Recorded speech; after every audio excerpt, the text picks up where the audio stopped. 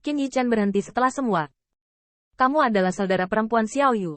Bagaimana aku bisa rela menyakitimu? Qin Yichen menyeringai dari awal sampai akhir. Dia tidak menganggap Xiao Guai sebagai musuh. Bahkan jika gadis ini benar-benar bunuh diri pada saat tertentu.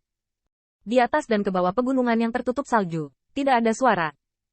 Hanya Bai Guanxing yang bertepuk tangan dan bertepuk tangan pada Qin Yichen atau mengejek Xiao Guai. Ayah! Luar biasa, sangat indah. Ke Tiangxuan tercengang. Langkah terakhir dari seorang pria kuat untuk mematahkan pergelangan tangannya adalah sesuatu yang tidak pernah mereka pikirkan. Dan yang paling menakutkan adalah lengan Dewa Tianxing masih dalam kapasitas konstan, membuat bocah lelaki di ujung jaring Tianluo berpikir bahwa Tianxing masih berjuang, mencoba melarikan diri. Pertarungan ini sangat seru. Dapat dikatakan bahwa terlepas dari belitan jaring Tianluo, Tianxing harus melepaskan lengannya. Dari awal hingga akhir, dia tidak terluka. Tanpa cedera, mengalahkan mantan pembangkit tenaga listrik kerajaan. Saat pedang ganda menembus tengah alis dan bagian belakang jantung dari depan dan belakang. Apalagi, dari awal sampai akhir, Tianxing tidak menggunakan tentara kaisar. Mungkin musuh yang berbeda memiliki metode yang berbeda, tetapi dari awal, Xiao Guai memiliki keuntungan besar. Dari segi alam dan cakrawala, dia jauh lebih baik dari Tianxing. Di bawah jubah surga, dia bahkan bisa mengabaikan serangan biasa. Dalam perjalanan, jangan melihat Qin Yichen meninju dan menendang sepanjang jalan. Menindas Xiao Guai dengan menyedihkan. Tetapi sebenarnya, Xiao Guai tidak terluka sama sekali. Tetapi tubuh Dao tidak pernah terluka. Dan pukulan dan tendangan itu jelas mengacaukan Dao Xin-nya. Jika Anda tidak dapat melukai tubuh Tao, Anda akan mengacaukan hati Tao. Bahkan di tengah-tengah, Tianxing mengambil inisiatif untuk meminta maaf. Dan keputusannya sudah cukup. Tetapi Xiao Guai tidak setuju, dan masih mengejarnya. Bayangan para dewa yang ditemui sepanjang jalan sebenarnya adalah gumpalan kekuatan pedang yang terkubur oleh Tianxing.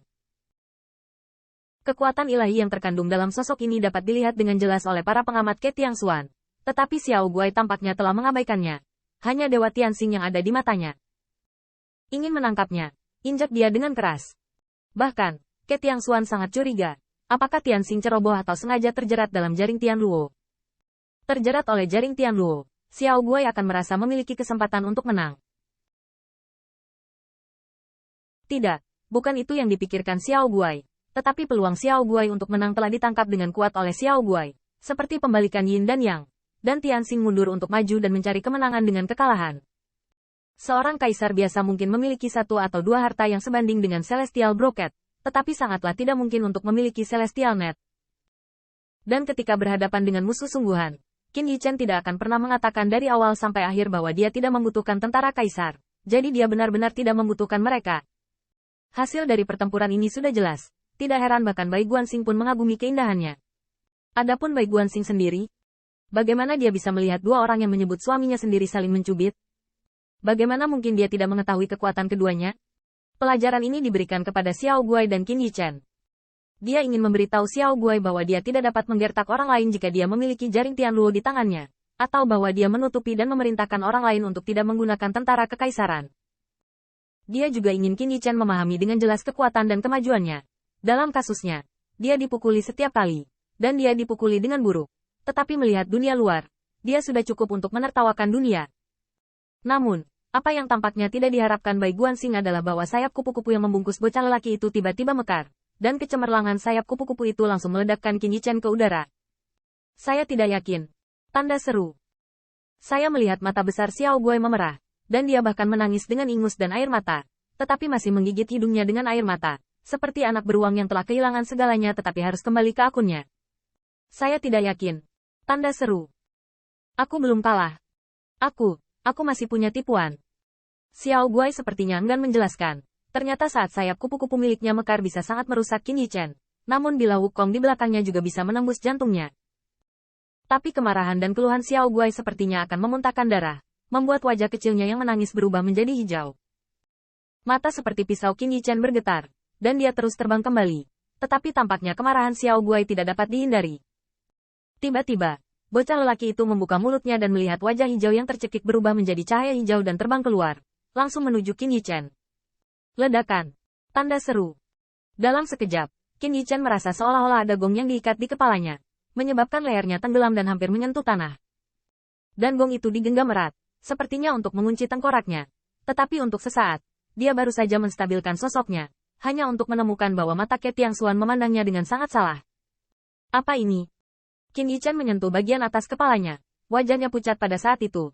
Kali ini jelas bukan mengapa dia berpura-pura bekerja sama dengan Bai Guanxing. Cepat pergi. Trik Xiao Guai adalah merajut topi untuknya. Adapun warna topi ini. Wajah Xiao Guai tidak hijau lagi, bahkan menangis dan tertawa. Lepul hidung muncul. Tetapi Qin Yichen mengertakkan gigi. Dia menarik topinya dengan keras, hanya untuk menemukan bahwa topi itu bertatakan di atas kepalanya seperti kutukan. Meskipun Qin Yichen menggunakan semua kekuatannya untuk makan susu, dia hanya merasa bahwa topi itu sepertinya menempel dengan roh surgawinya sendiri, dan dia hampir melepaskan penutup roh surgawinya sendiri. Cepat pergi. Qin Yichen menari dan menari, tetapi ketika Ke Tiangxuan melihat kerumunan, dia diam-diam berkata buruk, dan buru-buru pergi untuk membantu melepas topinya. Namun, dalam kekuatan kaisar, bahkan Ke Tiangxuan jatuh dari langit ke telapak tangan yang kokoh. Feng Nianwu meraih kaki Qin Yichen, dan hampir merentangkan pedang magis yang terakhir menjadi jarum ajaib. Topinya masih tidak bergerak. Hahaha, tarik. Jika ada sesuatu, kamu bisa melepaskan penutup roh surgawi dari pisau pencuri ini.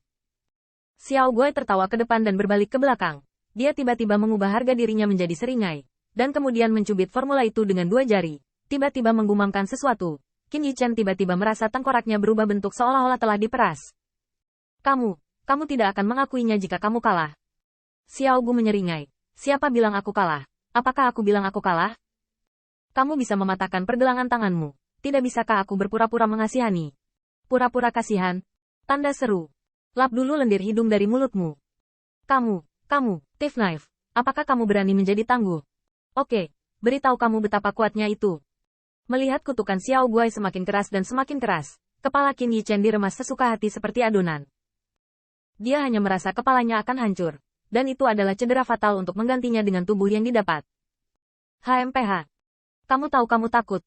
Sekarang berlutut dan mohon padaku. Katakan bahwa aku kalah dan aku salah. Aku tidak bisa mengalahkanmu. Tolong berhenti membaca. Kamu. Ke Tiangxuan melihat di matanya. Wajahnya yang lama tenggelam. Dan dia hanya merasa bahwa anak beruang itu harus dibersihkan. Tetapi Xiao Guai menjulurkan lidahnya ketika dia melihatnya, dan terus melantunkan kutukan. Xiao Guai sangat bangga. Dia ingin melihat berapa lama pisau pencuri ini bisa bertahan. Namun, harga diri Xiao Guai tidak bertahan lama, dan terhenti oleh minuman dingin Bai Guanxing. Berhenti.